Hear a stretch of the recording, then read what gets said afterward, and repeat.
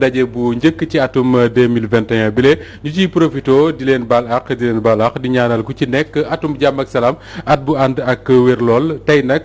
alxemes ñu nar a waxtaane mbirum jamono bokk na ci mbirum lekkoolu Sénégal li ko waral xam ngeen ne fan yi ñu génn dañu toog rek dégg ñu ne am na benn ndaje buñ doon amal mu seqoon ko kon ak ministère de l'éducation nationale ay syndicat d'enseignants waaye tamit kuréel gi ñu tuddee UNESCO lañ fa doon waxtaane nag ku ci nekk ak na nga ko déggee am na sax ñu dem ba de dañoo bëgg a jàngal suñu xale yi li ñu tuddee sexualité ci école ñenn ñi ne dañ cee bëgg a jaar ngir daganal lu mel ne ak ngóor jigéen ndaxte suñ ko miinalee suñu xale yi suñu deful ndànk mën nañ caa jaare ñoom it nangu ko loolu nag jur coow président de la république président Macky Sall le 31 décembre mu yëkkati ci kàddoom wax ne xalaatul loolu di am ci réewum Sénégal et tant que mi ngi nekk président de la république bu Sénégal loolu moom du fi mësam lan lañ jublu woon ci atelier boobule ñu doon def ñan ñoo ko doon amal lan mooy jeexital bi waaye tamit nan lañ mën a taxawee ngir suñu xale yi ñu leen di jàngal programme boo xam ne dina sax ci seen diine sax ci seen i aada waaye tamit du tee ñu mën a tijjeeku ci àdduna bi mbokk yi lii lañ nar a waxtaane tey ci seen émission diine ak jamono suñu ay gan bokk na ci madame Marie Siby Faye mi ngi nekk ci ministère de l'éducation nationale soxna si maa ngi lay nuyu dina dalal jàmm ci diine ak jamono. maa ngi lay fay di nuyu ñi ma bokkal plateau bi yëpp di nuyu sénégalais yi di leen souhaiter une bonne année 2021 di ñaan yàlla mu dàqal ñu fuuf at mi fi jóge amiin amiin di ñaan aussi lépp lu nga xam ne tàggat nañ ko fi mu nekk njëriñu Sénégal nekk njëriñu école. jërëjëf suñu ay gan tamit bokk na ci Élie Charles Moreau moom bindikat la di gëstu ci société bi Sénégal bi ni ñuy doxee di ci bind di ci wax saa su ne Élie Charles maa ngi lay nuyu dalal jàmm. maa ngi lay nuyu Moustapha di profiter ci occasion bi nga ma def en m'invitant pour souhaiter une bonne année aux Sénégalaises et aux Sénégalais ñi yeewu Sénégal comme ñi yeewu dans nos diaspora di ñaan suñu borom gannaaw bi ma ko santé ba mu boole ma ci ñi nga xam ni traversé nañu 2020 les survivants pour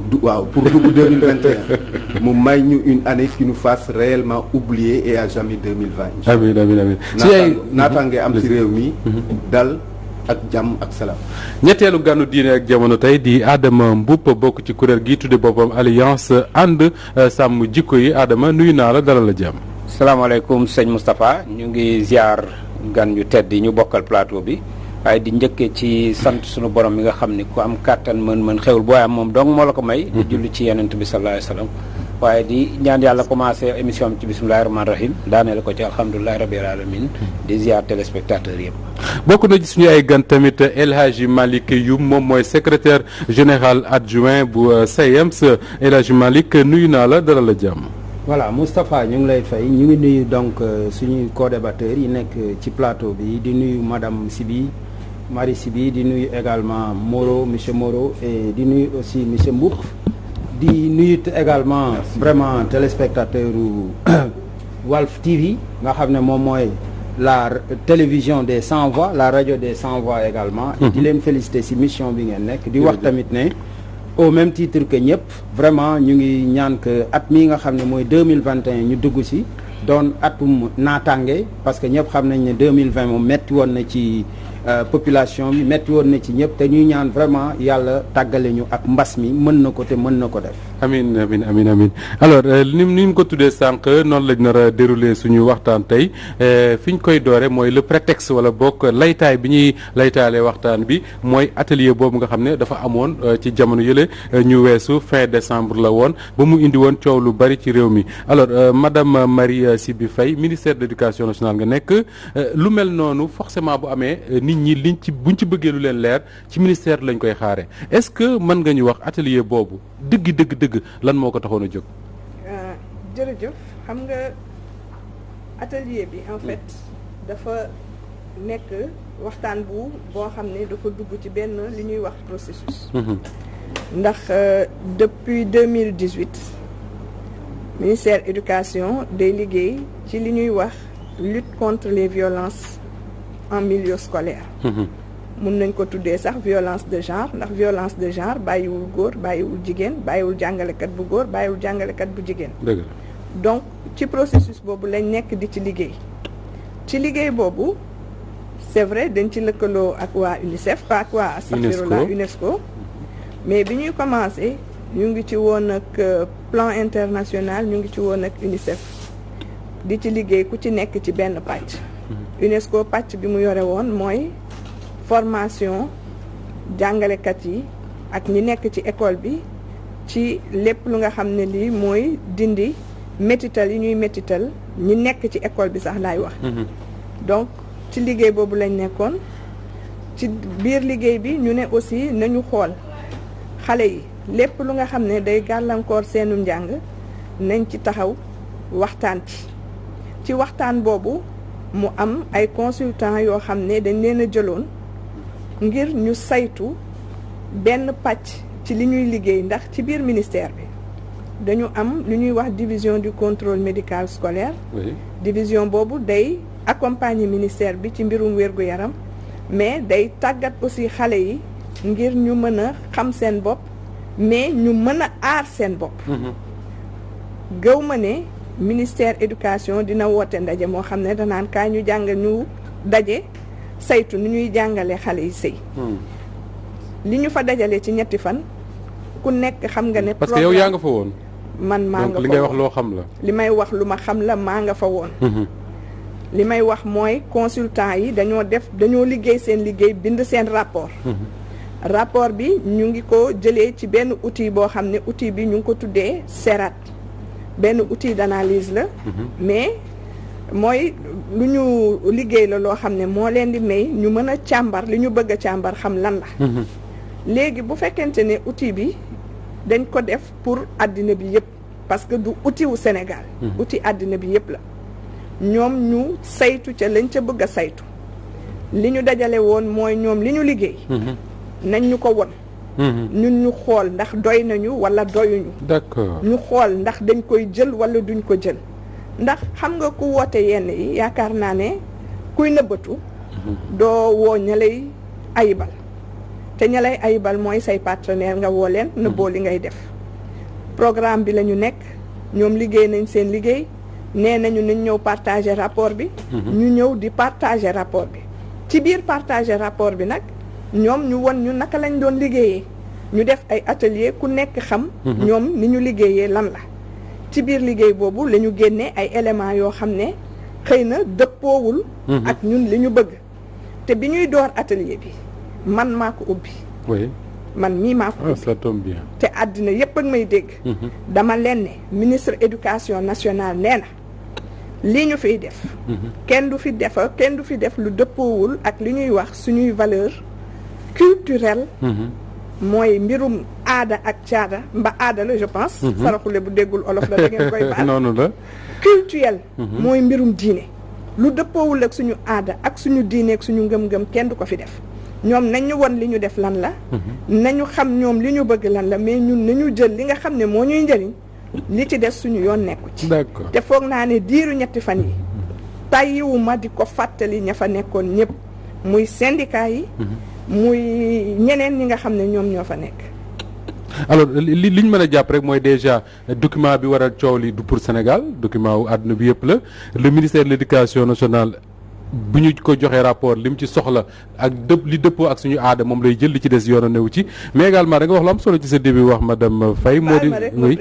allez-y mooy document boobu oui ñun dañ cee jëlagul dara sax jëlaguñ ci dara d'accord jëlaguñ ci dara très bien dañ doon xool document bi nu mu tëddee consultant yi li ñu liggéey lan la foofu lañ toll. d'accord leneen li mooy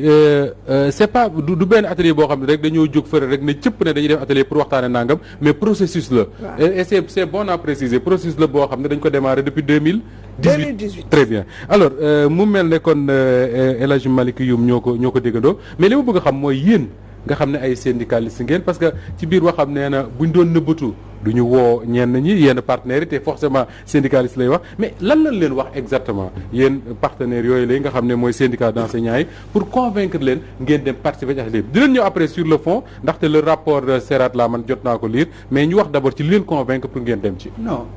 ñu ngi lay remercier Moustapha damay wax ne il faut que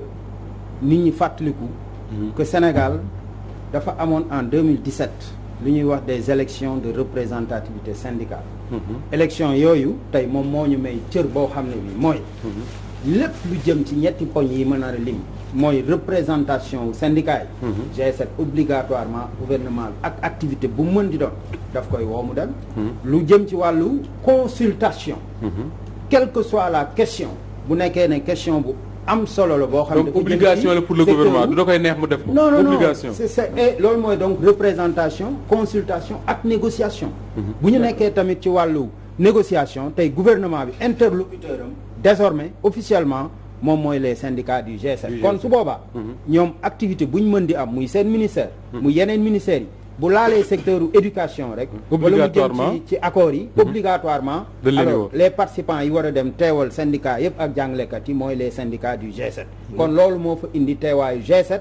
bon loolu tamit moo tax moom am na lu mu wax lu am solo mooy que bi ñu càmbaree rapport bi nga xam ne mooy serat boobu effectivement li moom wax na ko liñ si jukkee dëppoowul ak suñuy aada syndicat yi tamit taxaw temm ne loolu moom ànduñu si tey ànduñu si suba mooy ndaw yi ñu fa yónni rapport moom dinañ ci waxtaan lu bari mais dafa am lu wax lu am solo mooy yow yaa ko wax nga ne gouvernement dafa obligation woo leen parce que yéenay les syndicats les plus représentatifs mais yéen amu leen obligation wu dem wala vous êtes obligé bu ñu leen woowee ngeen dem xam nga kooku fi mu toll nii da nga may xaw a delloo école syndicale ñun de dafa am luñ jànge école syndicale muy lan dañ ñu wax ne la politique de la chaise vide n'a jamais payé maanaam ñun suñu droit de représentation boobu de consultation et de négociation nga xam ne 100 000 enseignants ñoo nekk suñu ginnaaw tey nga xam ne nguur gi amul lu mu war a def te duñ ci wax suñu kàddu ñu ne loolu moom di wax sax di xalaat ne dañuy def politique chaise vide wala bu dee activité bu toll noonu musiba lañ ko jàppee wala de l'inexpérience moo tax dañuy teew fépp wax suñu xalaat réorienté li mu ñu mën a nangu ñu nangu ko li xel mënta nangu tamit dañuy taxaw temm ne du fi amee d'accord incha allah allez-y bu njëkk bi on n'était pas tenu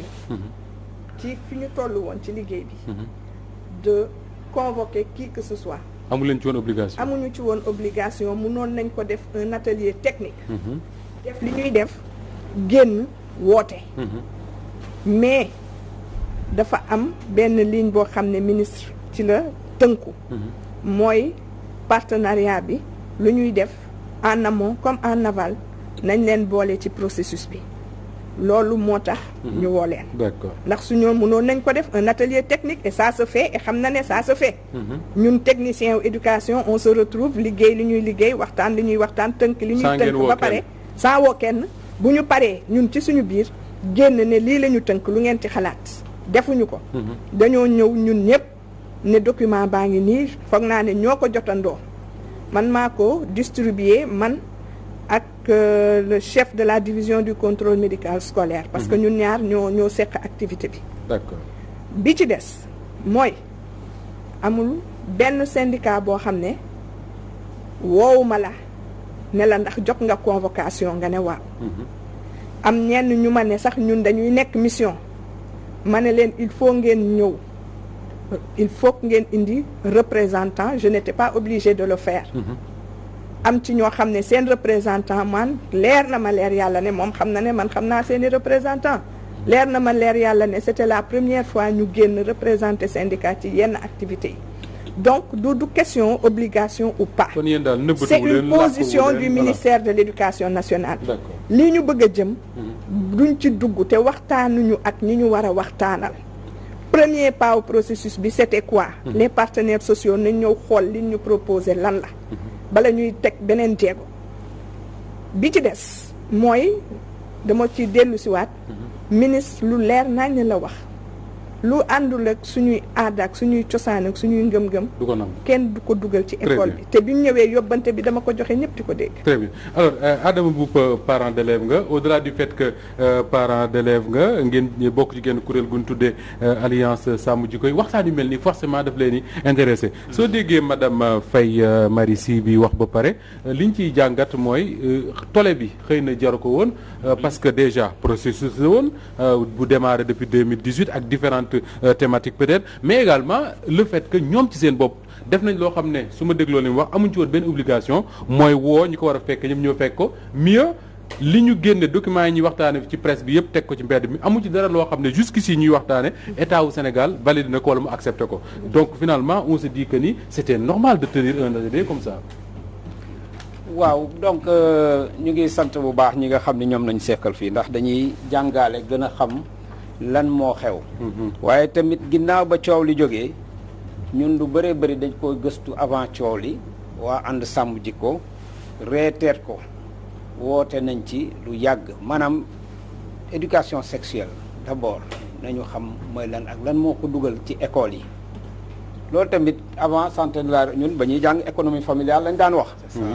di la jàngal lu sell jigéen bu ëmbee. nangami weer nii lay def ak yooyu. bu tàmbale santé de la ba ci yàgg ñu ni santé de la reproduction. éducation sexuelle dañu tëb ba 1982. 82. waaw ba Sida feeñee ba mu ñëwee. taxaw kii bu njëkk a rey Londres la te homosexuel la li ci ëpp homosexuel yi la daan rey. léegi nag. plus de presque 50% victime sida bi homosexuel ñun nag dina sell ñu piqûre ko mu am sida loolu tamit nattu la rek waaye li ci ëpp ñoom la woon léegi nag ñi commencé di leen stigmatiser.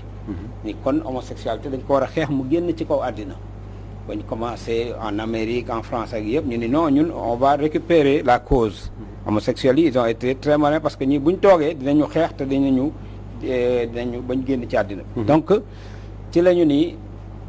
jox leen ñu fonds yi nga xam ni comme ni nga homosexuels lay gën a dal jox leen ñu fonds yi nga xam moo ko war a combattre ñu sensibiliser homosexuels yi yëf yi reculer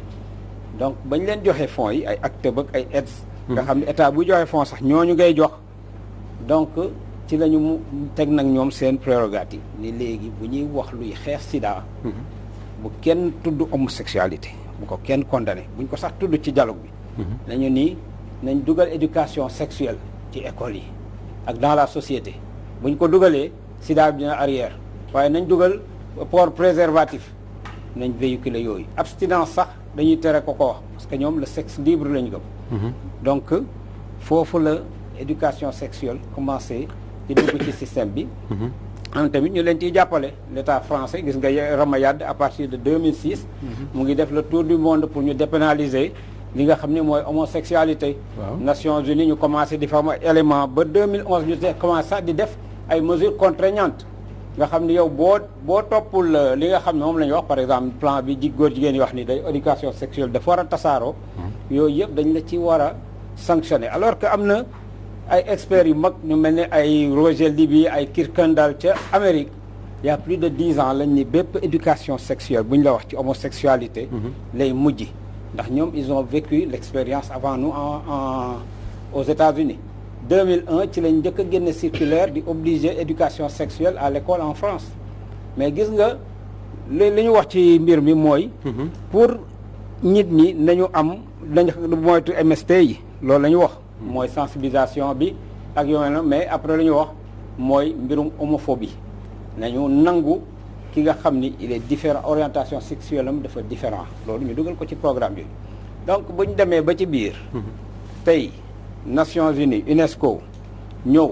li mu wax programme ma ngi nii defe naa ñoom moom lañ doon principe directeur internationaux la teg nga xam ni nee nañu léegi éducation monde bi par force dañu war a dugg ci principe yi ñoom ñu ngi nii taxaw léegi principe directeur internationaux yooyu bu ñu demee ba ci dugal mbirum homosexuel tey ñun ñu créé fii le parc mooy projet d'appui au renouveau du curricula pour ci sunu gëstu jéem a neex def li neex UNESCO ñu tontu ko positivement li ñu bëgg ñu dugal ko te parce que état sénégalais moo ko créé donc yooyu yëpp vraiment di jur ci ñun inquiétude yu rëy te gis nañ ni éducation sexuelle boobu ñu doon wax ni bu duggee ci école yi dina reculer le sida dina def li mais experts yëpp gis nañ ni sida ci homosexuel dafa gën a yokk ba ñuy xeex sida ba léegi ren jii rek y a eu 700 000 morts mais Adama jusqu'ici état wu Sénégal amul lu mu validé amul lu mu accepté waaw oui non di nga leeral moom kay on a le temps di nga leeral après madame si aussi dina tontu ci li wax ci parc bi léegi par exemple mais ñu àggale foofu dama ni jusqu'ici am na loo xam ne parce que il faut ñu retenir loolu quand même que ne coow li y a rien de xam nga tey dafa am loo xam ni état Sénégal atelier bu mel noonu sax daf ko warul tenir bañ naan finalement accepté na ak accepté pour yow atelier bi warul tey bu ñu nee tey ji dañu bëgg a def atelier Sénégal pour def fi gay pride am na yoo xam ne moo dooni tenir nañ ko mais mu jiwuñu d'accord mais yow ministre bi bind ci boppam ni nañ dem ca atelier booba xam nga kooku ñoom bu ñu weddee parce que ñun parents lañu rek dañuy dégg bu ñuy waxee lii ñiy weddi lee mais ñiy génnee document bu waneen ministre bi ci boppam moo ni na ñëpp dem ci atelier boobu là ça devient inquiétant donc vraiment ñun ñu kon li nga fi dégg si madame Faye apaisé wul say inquiétude li tax apaisé wu ko mooy ñun ànd sàmm jikko en 2018 oui dañu fekk am na des grands intellectuels au niveau mondial des sommités des prix Nobel de l'éducation de la santé de l'économie mais ñu ni éducation mondiale bi léegi Rihanna lañ ko jox pour mu ñëw imposer ko suñu dëkk yi ñëwoon na ci jëm ñaar ji sax dinañu indi sax 250 milliards Rihanna ku ne xam ni moom danaan moom Illuminati la franc-maçon la ñu ne j'ai vendu mon âme au diable dégg nga ñoom yooyu ci moom nudité sax nudisme da koy kii maanaam moom li mu gëm mooy nit war naa mën a dox te du sol dara parce que loolu naturellement donc kuy promouvoir loolu nga tëb ni sant sunu éducation réew moom lañ ko dénk mu ñëw war ñu ci dimbali là on a dit que ça pose problème ñii kon fi ñu bëgg a jëmale éducation réew mi baaxul ndax bu baaxoon du ñu jël ku mel ni Rihanna di ko dénk donc ba ñu comporté woo ba ñu réagiré ci la Rihanna vraiment def table rase reculé boobu lañ ko ci gëj a alors El Hadj Malick ak madame Faye da ngeen teg seen baaraam si parc bi pour yow parce que certainement am na loo ci war a expliquer ak li mu wax ne mën na ci indi ay leeral ci accepté nañ wala déet mais dina ci ñëw léegi El Charles est-ce que comprendre nga le tollé bi nga xam ne moom la mbir mi créé damay sant yàlla déjà si émission bi li mu am sujet bi ñu rassemblé li mu am singulièrement parce que dama bokkul si ñi nga xam ni bu ne dara ne tel rek ñu ni damm na j'aime écouter j'aime regarder j'aime surtout prendre les reculs nécessaires pour mën a joxe sama avis table ji nag ñi fi toog ñëpp heure bii comme sénégalais yi ñuy déglu ñëpp ay syndicalistes lañu pour ne pas dire ay citoyens yoo xam ni ça les concerne c'est pas une question qu'on devrait mettre dans un atelier tëju ko comme disait David Diop dans des villas climatisées autour des boissons fraîches waaw ba pare ñëw présenter ko sénégalais yi parce que nag il y a 14 millions de sénégalais yoo xam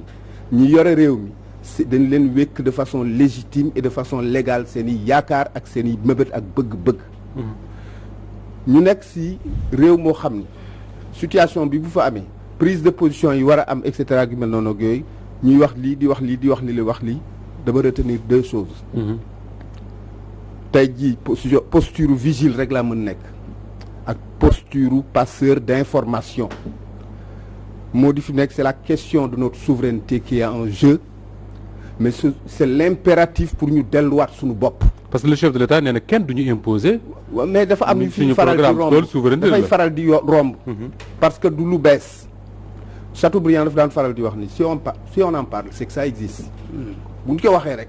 fekk na am na wala ñu ngi koy laam-laamee parce que fi mu nekk doo génne sujet comme ça rien ne sort innocemment moo tax may wax ni fi mu nekk c'est la question de notre souveraineté qui est en jeu et c'est l'impératif plus que jamais pour nous au nom de li ndaw si wax tout de suite réew mi dafa am ñaari piliers yu mu wéeru moo di cultuel et coutumier suñu aada suñu diine dàq na affaire góor jigéen yàlla kenn du ko fooye du foowu kaay c'est aussi simple que ça c'est-à-dire que bu ñu toog di wax ni parce que way UNESCO parce que Nations Unies et cetera il arrive des moments et Senghor l'avait dit nous sommes entre deux piliers avec lui enracinement plus que jamais xam lan mooy suñu valeur lan lañu moom mais nous ouvrir mais daf ci amoon lu mu ci dellu woon aux apports fécondants de l'autre nous ne sommes pas tout obligés de tout prendre ma daal fi mu nekk pour l'instant foofu laa toll parce que waxum góor jigéen romb na fi tey ji ndaw si sax dama koy sant parce que delloowaat na au vocable genre le mot genre daf ko delloowaat ay tenues sa réelle tenue moo di c'est un vocable double du genre féminin donc léegi tu as l'impression que fi mu nekk góor jigéen ak jigéen ñoom moom genre ça veut dire quoi c'est-à-dire que il faut restituer aux mots aussi et au concept leur sens et leur syllabe d'accueil wax na genre féminin genre masculin ñu nekkaat et mu delluwaat nu ci école ba mu normalé école ba mu nekkee sacerdoce école ba mu nekk yàgg na normal alors que le Covid là devrait être une occasion effectivement qu'on remette tous les désordres désordre yi am ñu désordonné waat leen pour indi ordre moo di fi mu nekk février dafa daan am partiel à l'université juin mu am examen octobre ñi nga xam ni yàlla mayu leen ñu dem juin jàll juin ñu ñëwaat léegi université dootoo xam kañ la école di tëj kañ la école di tijji kañ la ñu def examen tey jii fi mu nekk yooyu yëpp dafa waroon nekk ay occasion moo tax may wax ni le Covid n'a pas que de mauvais côtés le malheur moo di fi mu nekk on n'a pas profité du Covid réellement. Il faut choisir beaucoup de questions. Profiter des bons côtés. C'est la réalité. Absolument. Je crois que ni fi mu nekk yii c'est une mesure boo xam ni fi mu nekk ceux qui décident dans ce pays-là pour l'éducation et pour tous les autres domaines et cetera yu mel noonu parce que l'éducation concerne tous les ministères en fait. D'accord. waaw dafa nekk une occasion pour que réellement ñu delluwaat suñu bopp xam ni plus que jamais les gens les regardent les écoutent et n'hésiteront pas à réagir ne serait-ce que pour deux personnes fondamentales Sëñ Touba Mame Maodo. D'accord alors madame Faye Marie Siby am na lu mu wax sànq jëmale ko ci parc bi ça concerne directement le ministère de l'éducation nationale di nga ci indi ay leeral mais également dans cette affaire là bi nga déggee tolle beeg yëpp est-ce que doo toog nga ne ñun ministère am nañ suñu part de responsabilité ci li nga xam ne moom moo xew. mënuma wax ne ñun ministère xëy na amuñu ci part de responsabilité peut-être suñu malheur ou en tout cas ce qu'on a fait et qu'on n'aurait pas dû mooy ouvrir cette réflexion à d'autres oui mënoon nañu commencer ni ñu daan def un atelier technique ba mu ñor mu intéresser les techniciens du ministère ndax le ministre de l'éducation nationale daf ñu teel a jox ay orientation ci activité bi daf ñu ci teel a jox ay orientation ñun étant sûr que li ñu gëm fi ñu jëm ak fi mu ñu jëmale ñeneen ñi fa leen jëm moo tax ñu ubbi ko à tout le monde ñi ñu ko war a ubbil ñu woote waxtaan donc les defuñu lu dul li ñu war a def parce que buñ ko defoon atelier technique moom du ko yëg keneen du ko yëg keneen du ko yëg xëy na la ñuy def dinañ joxe suñu conclusion bind la ñu war a bind joxe suñu réponse mu dem jàmm yendu fanaan on ne l'a pas fait nous disant en toute bonne foi que nañ ubbi ñëpp xam ne lii ñun egguñu ci demuñu ci du suñu direction loolu moo tax ñu ubbi bi ci des éducation dafa am lu ko tënk muy la loi d'orientation 91-22 modifiée en 2004 loi d'orientation bi li mu wax mooy fa mu jëm maa ngi koy jéem a traduire ci olof finalité yi mooy faire de l'école un instrument capable de préparer les conditions d'un développement intégral assumé par la nation tout entière et capable de promouvoir les valeurs dans lesquelles la nation se reconnaît génnuñu foofu donc li ma bëgg a wax rek mooy coow li mun naa bañ a sori li may désolé nag mooy boobu ba léegi ñu ngi naan homosexuel ak xawma lan il n'a jamais été question d'homosexualité dans la salle pendant nos 3 jours de travaux. kenn tudd ko fa. bu fa duggee am na ñu ko fa dugal mais lañ cay wax bokkul ak ñun lañ doon liggéey. on n'a pas parlé d'homosexualité. il n'a jamais été question d'homosexualité. télé laa nekk ñëpp di ma gis. ñëpp di ma dégg. j'étais présente. les 35 participants à cet atelier ñu ngi may gis ñu ngi may dégg. homosexualité dugg fa. éducation sexuelle pour man. lañ cay wax en tout cas dans le secteur de l'éducation amagu ci ndax génnuñu programme économie familiale et sociale. génnuñu programme sciences de la vie et de la terre. génnuñu accompagnement wu division contrôle médical scolaire ak les inspections médicales des écoles ak les centres d'orientation scolaire et professionnelle ñooñu nga xam ne seen xam-xam dafa màcc ci ku am jafe-jafe ñu tàggat la ñële mbirum wér-gu-yaram ci la ñu nekk mbirum xale yu jigéen ñi nga xam ne bu ñu nekkee ci école bu ñu gisee baax dinañ toog ñaata fan du ñu ñëw ñu ne loolu il faut ñu dindi ko nañ leen jàngal nu ñuy téyee seen bopp bu ñu amee baax bu ñu gisee baax laa wax mën a ñëw jàng si comme ñëpp parce que day gàllankoor seen jàng bi ci des mooy parc li ma ci dégg leeruma parc UNESCO financé wu ko en toute souveraineté ministère de l'éducation nationale moom parc loolu la Adama wax. ministère de l'éducation nationale moo liggéeyloo parc te li parc liggéey kenn gisagul luñ ci toll ni tarfatal ay ni luñ ne mu ngi ci biir programme yi ñu ngi liggéey pareeguñu waxaguñu sax ci lan la ñu nekk ak lu ñuy seppeek lu ñuy jël ak lu ñuy bàyyi. luy objectif am parc boobu. parc c'est le progrès le programme d'appui au renouveau des curricula. mooy li ñuy jàng nañ ko saytu xoolaat ko mais chaque jour nga dégg nit ñi ne lañ ñuy jàngal ci tubaab yi nañ ko fi jëlee indil ñu li ñu xam. absolument nañ ñu indil Serigne Touba. nañ ñu indil El Hadji Malick. nañ ñu indil Njëmbat Mbodj. nañ ñu indil keneen ak keneen. donc ci loolu lañ nekk bindaguñu loo xam ne tey mu ngi ci programme yi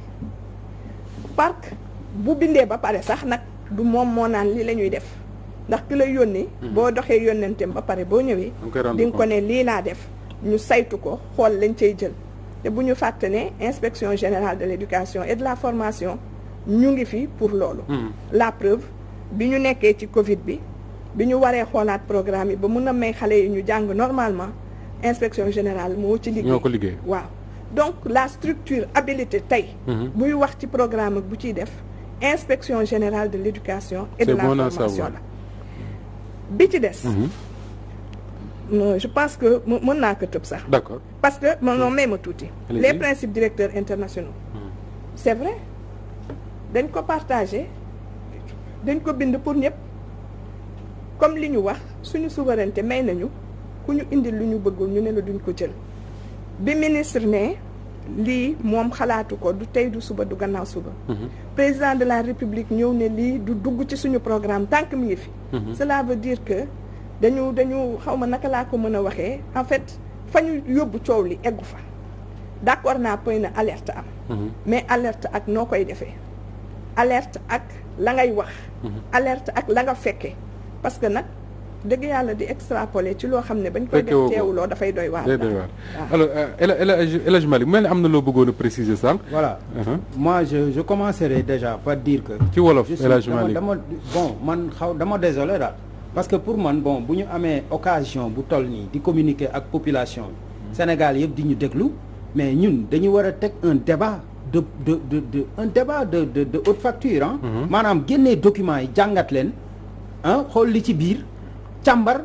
est-ce que effectivement lii. population mais justement ci loolu lan lay xaar. sur la sexualité à l'école. oui est-ce que am na wala amul. justement les positions justement El Hadj Malick ci loolu la lay xaar. parce que parce que nag boobu ba léegi man aussi maa ngi déglu ñëpp ah. déjà je pense que du point de vue de la répartition de la parole am na déséquilibre. parce que tantôt da ngay joxe 2 prises de parole peut-être pour kenn après parce que débat bi day équilibré ku nekk joxe point de vue. y a pas de problème population bi ñoom am nañ capacité. pour quand même xam fan la dëgg ji nekk ak lan mooy seen position. man li may leeral mooy. gis nga atelier bi ñoo ko moom ak buñ neexee duñ fa woo kenn dama ne loolu vraiment ñun jàpp ñu ne waxu dina conformer wu ak sunu législation. ñun dañu def ay élections yi génne benn arrêté bi moom moo wax ne lépp lu nga xam ne c'est des questions qui intéressent le secteur de l'éducation. da ngeen war a fekkee buñ ciy wax syndicat yi war a teew mooy G7 maintenant. pour man débat bi sax du kuy teew ak kuy lan ngeen fa doon def. le fond question bi. allez-y. ak lu tax ngeen quand même comme ni ko Mbuup waxee boobu atelier di am Sénégal ñun nañ wax Ali Kalaj gi xam nga nekk di wër maanaam pindub teen bi nañ dugg ca biir teen ba xool lan mooy coow li. allez-y. teen bi nag li fa ne mooy. voilà mais Sénégal fii tëbu ñu ne atelier bi déjà tur wi naka la tudd. xam ngeen tur wi lan la dañ ne atelier de revue et d'analyse de l'intégration de l'éducation sexuelle dans les curricula. De l'éducation à la santé de la reproduction dans les programmes scolaires. Sexuelle dans man maa gis document bi je l'ai intitulé. alors intitulé baa ngi nii. maintenant atelier bu benn noonu ñu tenir ko biir Sénégal mais ñun bu ñu si demul ku fay dem bi ñu demee tamit léegi dañuy rappeler ne atelier bi jógul si asamaan si daanu si suuf de déedéet dañuy rappeler ne dafa am institution international bu ñëpp xam muy maanaam UNESCO moom nga xam ne moom ci mbootaayu banqaas yi nga xam ñoo jóge ci mbootaayu xeet yi muy Nations Unies moom leen dénk lépp lu di culture muy aada ak cosaan ak wàllu l'école éducation njàng ak njàngale moom moo génnee depuis 2018 li ñuy wax les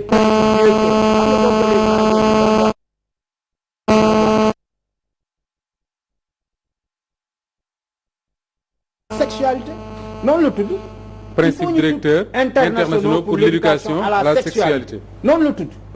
il faut nit ñi wax scientifiquement lan la pour nit ñi xam yow la ñuy déglu noonu la tudd mooy PDIES noonu la tudd d'ailleurs ñu ne ban processus la boo demee lii définition bi dañ ne processus la boo xam ne tey UNESCO daf ko teg ngir ñu mën a aider njàngaan yi pour ñu gën a jël même si wàllu seen xel gën a yeewu ci wàllu lu jëm ci sexualité ñu xam maanaam naka lañ koy gérer ñu teel si am benn expérience mais loolu mooy définition bi boo demee di lire document bi man am naa ñëpp am nañ ko fii boo demoon léegi nga Google di nga ko am donc loolu la ñu joxe ñu ne c'est un processus qui aide les apprenants à ce que ñu def une meilleure prise de conscience par rapport à la sexualité. Alors loolu boo ko jëlee dama ne UNESCO tey ñëpp xam nañ ne dafa wërngal këpp àddina bi mais mën na am mu développer des programmes yoo xam ne su dee méngoowul ak suñu aada ak suñu cosaan par force bu yëgsee fii ñun dañ ko war a soit téye ko segg ko ba mu leer ba ñu xam lan moo fi mën a dugg ak li fi mënul dugg ñu génne ko mais ñoom depuis 2018 mu ngi wax ne defaguñ ci dara mais déedéet boo xoolee fii Sénégal oui. mais am na ay modules de formation yoo xam dañu cibler ay IF li ñuy wax des inspecteurs d'éducation et de la formation yoo xam déjà depuis 2018 dañ fa cibler ay écoles yoo xam ne ci élémentaire bi laay wax de élémentaire waaw dans des IF pilotes yoo xam ne dañ fa cibler ay instituteurs yoo xam ne déjà am na ay inspecteurs yu leen di jàngal pour ñu dérouler benn projet bu tudd égalité fille garçon boo xam ne bii alors inspecteurs yi sax dañuy ñëw di càmbar pour xool fan la jàngalekat yooyu tolloog programme bi di leen jox ay cas précis comme par exemple benn cas situation ñu ne tey groupe góor ñi moo bale classe bi suba groupe jigéen ñi moo bale ginnaaw suba groupe góor ñi moo raxas douche yi ginnaaw suba groupe jigéen ñi mooy raxas joxe ay cas de situation comme quoi tey kii dafa ñëw benn xale bu góor buñ ne raxas baleel classe bi balewul ñu ne kon léegi lan la ko maître am war a def ñu ne na am débat ci kii bi léegi suñu paree donc ñu laisser l'instituteur mu joxe la leçon du jour sur ça yooyu yëpp ñun on a toute la documentation il faut nit ñi xam dara gis nga ñun tey buñ ne ñun ñooy alors comité scientifique bu G7 moom mu ngi wax comité technique ñoom amul lu ñuy def foofu xalaat xelli te G7 ñëwul indi ay xalaat yu tolloog seen wala yu ko raw sax parce que en fait éducation bi ñëpp a ko bokk éducation amul waa ministère moomuñu ko l'école c'est une école citoyenne xam nga madame Faye wax na sànq li nga xam ne moo ne ci document ak li ñu ko wax mais ba léegi wax a góoñu yow document yi ngay tudd lan moo ci nekk lu war a gêner nit ñi voilà lii gêner nit ñi mooy wala boobu lu war a gêner parents yi mais tamit dafa am logique bu may développer man damay jóge niveau international wane PDIS boobu lan la mooy principe directeur international sur l'éducation à la sexualité wane tamit lan moo indi serat bi serat ak fi mu ñu jëmee tey bi ñu jëlee ñoom def serat outil d'analyse la comme li mu wax boo xam ne ñoom mais booy analyser kay xanaa dafa am looy dérouler ba war ko analyse scientifiquement parlant ñun de on est des analystes mais dañu ne boo demee ba jël outil d'analyse rek teg ko ci benn système mooy am na looy natt serat outil d'analyse la ñëpp bu ñu demee tàppe léegi pour natt lan ko xam dañuy natt effectivement la mise en œuvre de ñoom loolu nga xam ne jotoon nañ ko jël di ko dugalandi loolu lañ doon natt loolu nag mooy lan jàngal xale yi déjà des concepts yu nga xam ne nii dañu leen redéfinir comme quoi tey boo jëlee doon na ko wax sànq mais le genre ñoom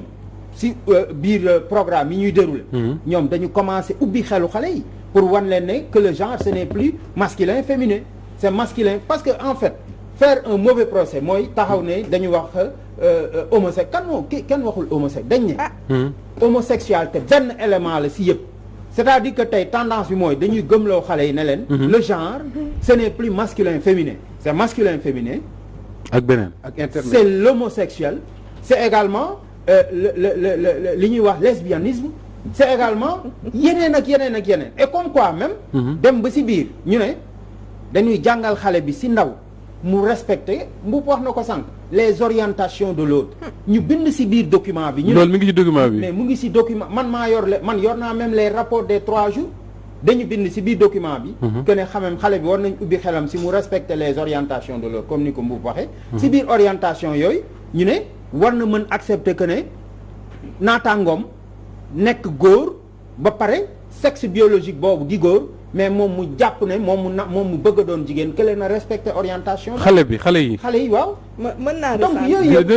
yëpp damay wax ne. alors dafa nekk comme moom ni mu ko waxee. xam nga am na loo xam tungu ne tu teew nuy nataal. moom moo wax ci ay kàddoom ne li tukkee ci rapport SERAT bi de ñoom dañu ne lii méngoowul ak sunu aada ak sunu cosaan ca tàmbali ba. kon nag loolu moo indi tey alors ñun tamit bi ñu demee. ba nga xam ne documents yi ñu ngi commencer circuler ñu jël ko càmbar ko mais quand même. ñun ñu jël suñu position mu leer maintenant la présence. Quand on dit loo fekkewul non ñun nag quand même ñun am na xaw na position bu ñu toll ci syndicat boo xam ne bii ñun du tout le temps dañuy teew mais dañuy yónni ndaw boobu bu ñu ko yónnee. bu ñëwee dañuy defar rapport ay tey la ñëw ak amul solo xam la moo am solo ñun suñu ndaw yëpp yi ñu yónni c'est des ay kàngam lañu yoo xam bi ñu ñëwee am na seen biir ay inspecteurs yoo xam ne tey ñoom ñoo ŋànk système bi am na si. bi ñu ñëwee dañu toog ak ñun vraiment wax ñu restitution. li fa doon xew. wan ñu fan la ñu jëmee loolu. te buñ ko defee effectivement mais du dëppoo ak les quant à par exemple la loi. ñu daal foofu damay wax boobu. 91-22 bi nga xam ne 2004-37 moom moo ko modifié mais kooku jarul sax ñu fay yéen parce que boo liiree préambule bi rek dañu ne mission éducation moom mooy déjà mu créer une assise culturelle pour suñu nation ñu ne loolu la ministère de l'éducation am comme mission donc éducation nationale bi dafa am pour gën a yaxanal gën a ut cëslaay bu fort pour suñu culture suñu aada ak suñu cosaan kon tey ñun dañu jàpp ne ñoom li ñu waroon def promotion mooy jom fit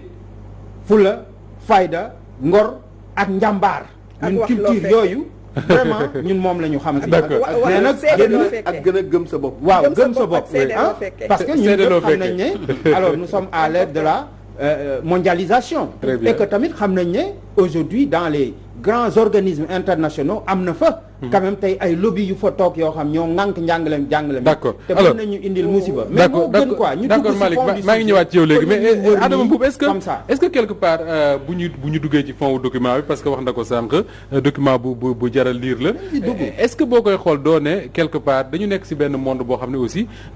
à la limite est-ce que mënuñu accepter que ni suñu xale yi war na leen a mën a yee ci yenn questions yi plutôt que bàyyi leen ak àdduna nga xam ne lu nekk mën na leen a fëgg. bonne question parce que man dama jàpp ni nit waroo radicaliser wu rek rejeter en bloc lu ñëw nga sànni ko xeer ak yooyu man du sama genre moo tax man bu may waxtaan fii sëñ bi ak soxna si yëpp damay weccanteeg ñoom xalaat parce que ñun aussi nekkuñu système bi nekkuñu ministère de l'éducation nationale mais xam nañu mën nañu gëstu loo xam ni yéen xamu leen ko ci éducation nationale donc njit moo tax suura baax ni ngeen def ayul parce que tey du lu ñuy regretter parce que tey mënu leen woon appliquer li ngeen fa décider te du enseignants yi ñoo leen ko appliquer mooy ngi mel ni rek ba ñuy waxi avortement dañu obligé bañ demee ba ca pandarga dem ca médecin ñoom mbaalo jacaam tegal leen ko ñu rejeté ko en bloc ñu ñun avortement médical duñ ko appliquer parce que boo leen ci boolewul tey bu ca cappaandarga di nga leen ca boole te fekk nga perdre sa temps yëpp ñu soog la wax ni rejeté nañ ko donc man jàpp naa ni y a pas de mal mais il faut que comme ni nga wax mbirum xale yi ndax dañ leen war a jàngal wala déet nañ ko sukkandiku gis nga ñoom ñun dañu am chance élimi xam na ko ñoo nekkandoon France ëpp na 20-30 ans donc te booba France dafa amoon valeur yu baax yu dëgër yi mbon geeg ngóor jigéen geeg yëpp nekkagu fa woon loolu ñun vraiment dañ koy fàttaliku avec beaucoup de plaisir mais tey psychanalyste yi di nga xam ñoo nekk ay États-Unis ku mel ni Tony Anatella nii na l'éducation sexuelle est un abus sexuel un désir des adultes qui provoque un sérieux dysfonctionnement de la relation éducative donc ñoom seen borom xam-xam yi gis nañ ni dafa déséquilibré sax xale yi maanaam mag ñi ñoo ko bëgg a imposer xale yi du xale yi ñoo ni ñun lii dañ cee bëgg a bokk dañ koo bëgg mais yeneen dégâts yi mu jur mooy boo demee fu mel ni Bonn nga xam ni en Allemagne teel nañ ci dugg mais dañ gis ni day am ay viol ci biir école primaire ba temps yi rek Vox Pop titre na ci benn xale bu am 9 ans violé moroomu góoram li ko indi mooy genre boobu ñuy wax parce que principe directeur boobu daf la naan sexe bokkul ak genre sexe mooy juddu nga xam nañ ñëpp xam nañ sexe femme wala góor wala jigéen waaye genre nag mën nga doon góor waaye aussi mën nga am benn orientation sexuelle léegi nag te ba pare ñu accepté loolu ni la nag loolu benn danger nekk dara graawu ci boo ko xasee ba accepté pour nga pratiquer l'homosexualité du doon benn problème parce que dinaa la 2001 lañ ko njëkk a dugal l'éducation sexuelle en France def ko loi mais gis nga li mu jur mooy ba ñuy 2015 ba ñu bëggee dugal mariage pour tous pour góor jigéen yëpp mën a sëy France yëpp a génn ci mbedd mi ni dañ leen di jàppale dañ ko war a daganal parce que fekk nañu préparer leen dès le bas âge ni que ñii dañ leen war a jàppale parce que seen droit la seen di éducation sexuelle boobu gis nga soxna su baax si am na ñoo xam ne ñii di ay UNESCO yooyu ku leen jéem a défendre de avocat du diable ngay doon parce que ñoom dawuñu ci li ñuy wax ñoom moom dañ lay leeral carrément ni ngóor jigéen lañ bëgg ngeen nangu ko parce que dañu am droit comme tout le monde loolu moom mooy seen discours te gi nga fi mu ne ñoom dañ dem ci vice ba nga xam ni fi mu nekk débat France xam nga moo lan mooy minorité sexuelle bi xam nga jëlee nañ ko 18 ans indi ko 15 ans 3 mois nga xam ni sa doom bu ko neexee dem te dëkk ku ko neex 15 ans 3 mois dem dëkkal nit sax mënaloo ko dara alors que fii ñu ngi naan mariage précoce mais léegi nee nañu âge consentement sexuel bi dañuy étudier ndax dañ koy yóbbu 8 ans à 11 ans parce que nee nañu xale yi tamit dañu war a mën a bànneexu ni mag ñi di bànneexoo donc ñoom ci loi yooyu lañ ne donc ñoom dañ nekk ci perversité boo xam ni jural na leen dégâts yu du jeex nag tey jii maa ngi lay xamal ni France y a tellement de viols li ma lay wax mën nga ko vérifier ci statistiques yi boo demee ci kii statistiques y a tellement de viols que 70% des plaintes pour viol sont classées sans suite parce que li ñu am ci dossier mënuñu koo traité nit nag bu demee ci loo xam mu koy jural musiba bu mag mu ñëw tey ñoom tubaab yi tey ci seen kii indi leen ay module ni la module bi éducation bii nga war a appliquer bu boobaa nag ñun ñooyee tiit te nag maanaam loo fekkewul du bu ci wax amoo droit wax ci ma jàpp naa ni yéen foo leen toog ñun ngeen fa toogal te luy dugg pour ñun la tey jii loi yi ñuy voté ca assemblée wala conseil constitutionnel kenn ci ñun fekkewu ko waaye lu ñu lay wax nul n'est censé ignorer la loi ñu bëre ngi ci kaso bi parce que appliqué wuñu loi boobu fekk yow yëgo tiino waaw fekk buñu leen laajoon tey jii dem nañu ba gis nga fu ñu toll ci Los Angeles mooy dañuy def ay livre boo xam ne Daddy's Aromat mooy sama faru papa yooyu ñu koy dugal ci école ñu koy jàng loolu yëpp pour lan pour nampatal leen ni ndeke kon góor mën na am far jigéen mën na am soxna donc mooy loo xam ne tey jii malheureusement nag ñun suñu état yi dañu am ñaari problème benn bi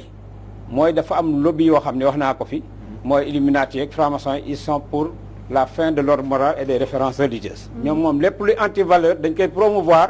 te tey jii dañoo dem toog Nations Unies boo fa toog foofu yëpp tey jii tamit ñu am comme li ma la mesure contraignante yi nga xam sax léegi ñoom ñu koy def Nations Unies ku ko deful lii lañ lay def ku ko deful lii lañ lay def donc tey jii ñuy wañaar seen loxo ñun kon bu population bi jógul comme ni syndicalistes yi def ñun ñoo mën a dimbali ñii parce que mën nañ leen indi loo xam ni ñoom ca kaw dañ ko accepté boobu mii sax mën na nekk de bonne foi ni man lii nanguwuma ko mais fekk ca kaw la ñu wañaare loxo ni par force bu ko defee ca kaw moom wax na ba pare le président de la république wax na ba pare président de la république moo fi dem itélé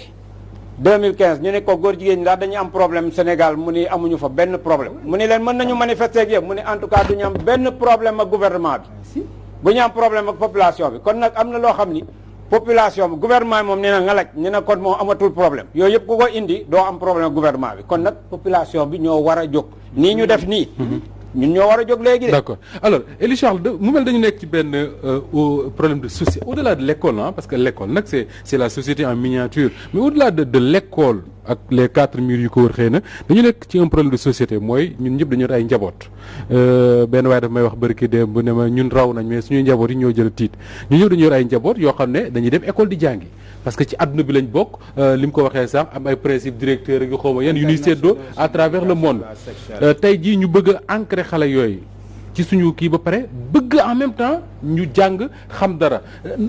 est-ce qu'il y a là un problème boo xam ne tey Sénégal foofu dëgg-dëgg la amee jafe-jafe pour xam nan la koy réconcilier yor sa xale sa kër bëgg mu xam diineem xam société am xam li mu war a xam yëpp ba pare nekku tijjeeku ci àddunaam. waaw en fait mooy li ma doon wax sa njëlbeen rek. problème mu souveraineté la ak problème mu delluwaat suñu bopp problème bu amee. yàlla daf ñu may ñu wuteeg bàyyi ma Un singe ne réfléchit pas, il ne raisonne pas non plus.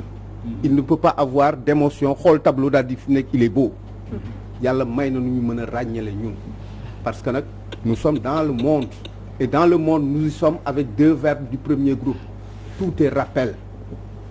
lu bees lii ay góor jigéen ak yu mi ngi ci Alxuraan. Tout est rappel et tout est discernement. foo lañ toll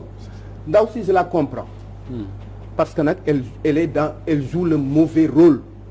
Dans cette affaire. C'est une fonctionnaire de l'administration publique et elle joue tant bien que mal son rôle. Elle le joue très bien. Mais le fond du problème moo di le soir à 18h quand elle rentre chez elle, elle n'est plus fonctionnaire d'État, elle est chargée d'âme. Elle est chargée d'âme, elle est chargée de construire et de consolider des personnalités. waaw nga juddoo ci ëtt boo xam ni effectivement dañu lay wax ni ñii ñooy jigéen ñi ñii ñooy góor ñi. am na foo xam sax duñ nangu ñu jege. waaw le hasard n'existant pas. jigéen ci jigéen dama koy faral di wax nit ñi le hasard n'existant pas. bu neexoon jigéen bu nuy ñaani mu nekk góor buy ñaani. il faut pas qu'on mélange le rôle. situation bii nag am naag amagul ñi ngi koy laam-laamee kërti kërti le monde est un malentendu. waaw le monde lui-même est un malentendu. ñi ngi laam-laamee beaucoup de choses les nouveaux droits là yi Adama doon wax yëpp moo ci nekk. ñu ngi ko ëmb dem nañu ba toog di ko expliquer Sénégalais yi à de certains moments di wax ne non nouveaux droits yi mooy le problème environnementaux et cetera ba may wax benn waaye di ko wax mais le conseil économique social et environnemental existe nga wax affaire bi arrêtez de dire ces choses là il y a le mot ni mu nekk nii brut et il y a ce qu'il y a sous les mots waaw yàlla def nañ nag ñun ñu toog ci table bi yëpp yàlla may nañu capacité normalement à beaucoup de postures pour ne pas dire à toutes les postures ñu mën a lire comprendre debout assis et couché lan lañ bind wala lan lañ war a wax bu kenn nax kenn je crois que ni fi mu nekk le Sénégal vient d'avoir un problème boo xam ni madame du ay affaire bu nu neexoon ñu dugg en atelier tëju xam nga li nga leen dugal atelier doxatu gëléem la kaw la jëm et puisque dafa war génn effectivement bu boobaa ku nekk dana am lu mu ci wax et jusqu'à preuve du contraire. est-ce que du Elie du loolu mooy intérêt wu li Adama wax c'est-à-dire que bañ ko bàyyee rek ak le ministère rek. mënul am bañ leen a seetaan quoi. parce que c'est-à-dire que jàppale leen en fait comme ni ko ñoom yuum di defee alerter fëgg mu yëngu bañ xam ne voilà bañ xam ne la société d'accord en fait. à de pareilles questions. oui. Le président de la République qui a le dernier mot et tous les pouvoirs doit s'armer de tous les courages sénégalais yi topp jàppale ko parce que nag dafa am yoo xam ni il le doit à l'école. Macky Sall a eu une formation boo xam ni soxlawul woon ñu jàngal ko éducation sexuelle pour mu nekk ànd ak jamono nekk ku moderne ba pare nekk intellectuel bu nu nax ci biir ëttu kër yi dañ ci daan jàngal xale yi jigéen ñi comme góor ñi ñu war a toogee parce que lii bu nu fontoo le fond du problème nag moo di on a un sérieux problème le sérieux problème Adama tu sais c'est quoi moo di li wolof di wax ku la abal gët fu ko neex lay xool mais nag nous ne sommes pas obligés effectivement lu ñëw ñu taxaw jël ko wax naa ko sànq si njëlbeen Senghor dafa ne woon on s'enracine on s'ouvre mais aux apports fécondants de l'autre nous rejeter lépp mais sañ nañu daan ne lii duñ ko jël lii duñ ko jël lii daan ko jël Elie Charles Joe Biden dafay wax tey ci suba Donald Trump wala démb ci guddi ne ko les mots d'un président ça compte. Absolument. Donc les mots de Macky Sall également ça compte. mais su ne UNESCO su fekkee loolu la bu ñu bëggee loolu nañ jël seen xaalis moi je me dis que ça compte quand même. waaye bu ñu jëlee seen xaalis yàlla indi xaalis. xaalis da nga xam fu mu jógee. loolu aveu non c'est le fond du problème moo di. on n'est pas dans des histoires yoo xam ne dañuy santeloo. Ce pays existe depuis 60 ans. Il n'était pas une république mais il était une société très bien organisée et à la limite avec des gens qui nous servent de référent bu mu fontoo. alors madame Faye sànq ba léegi da ngay wax ne nettali loo fekkee alors lum am na benn document bu mu yor man jot naa ci teg sama bët mais yow document bi xëy na doy lii doy mooy yow mi nga xam ne da ngaa fekkee waxtaan wi dama bëgg a xam bu ñu nee éducation sexuelle à l'école ana lan la ñu am yéene jàngal suñu gone yi. xam nga en fait dans le document bu dee document bi ñu doon liggéeyee la le rapport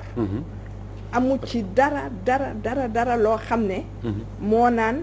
lii la ñuy jàngal xale yeeg lii la ñuy bàyyi ñoom dañu analyser génnee seen rapport def seen ay recommandations ñëw nañu suñu liggéey a ngi nii lii la léegi pour ngeen comprendre li ñu liggéey dañoo jël outil d'analyse bi ci la ñu sukkandiku def li ñu liggéey ñu xool outil d'analyse bi gis ne xëy na am na ca ay laaj yoo xam ne méngoowul ak suñu gëm-gëm ak suñu cosaan ñu xool gis ne ci rapport bi xëy na génnee na loo xam ne loolu ñun xalaatuñu ne comme lan exactement. par exemple boo ñëwee loolu kay man maa ko mën a. non bàyyi ko mu wax ko moom mi ko j'ai le rapport fekk. devant moi j'ai le rapport devant moi man mii tax ngeen jot ci mi ngeeg man waaw mais am na waaw. amaana mënoo. non yu après nga ñëw. bañu ma ko allez-y parce que xam allez-y. nga li may wax rek kuy nëbb kuy yoot du sa xët te ñun da ngeen a sëqat bañ dégg leen. sëqat ba ñëpp waaye ku dégg lonk sa mbir doo bëgg ku teen. bañuñu ko teen parce que defuñu fa loo xam ne yu may ñu partager document bi ñu xam li ci nekk parce que là c'est important lan lañ bëgg a jàngal xale yi wala boog ñoom lan lañ leen bëgg a proposer ma voilà. wax la les recommandations Voilà. ne moo gën a simple parce que yi ci des yëpp ay considération la âge tel jàng nañ lii jànguñu lii booy xool document bi xaw ma ndax mën nañ ko wane gis nga le rapport là xam nga fii tout est rouge suñ nee tout est rouge mooy lii non sa côté tourné ko sa côté. sama côté voilà c'est bon ok voilà. xam nga tout est rouge boo xoolee développement humain corps développement humain moo am lu vert ak santé sexuelle et reproductive santé de la reproduction am na tuuti lu vert li ci des yëpp dafa rouge mooy nekk li ci des yëpp ñun considéré wuñ ko nekkul ci suñu ay programme jànguñu ko d'accord en fait résultat bi c'est ça ci sérat bi lii la lu mu la génnee lu rouge rek mooy loo xam ne yéen. amu fi d'accord maintenant ñoom loolu la ñu génne amu fi du tout léegi ñoom intégration dans les programmes voilà voilà. tout est rouge absent rouge carrément 0% présent rien présent en partie mooy li ñu war a mën a jàngale dans nos cours d'économie familiale et sociale et en sciences de la vie et de la terre moo ci nekk donc li ci des yëpp amul ci suñu ay programme ñoom loolu leen génnee maintenant ils ont fait des recommandations def nañ seeni ay recommandations wax ni lan ak lan. méthode d'apprentissage bi jël ko tout est rouge dara nekku ci mooy bëgguñu ko. amu fi amu fi. c'est ça le résultat quand c'est rouge mooy amu fi parce que résultat yi c'est présent en partie absent et pas de réponse ok on donne une réponse amu fi on dit clairement que Rouge. amu fi voilà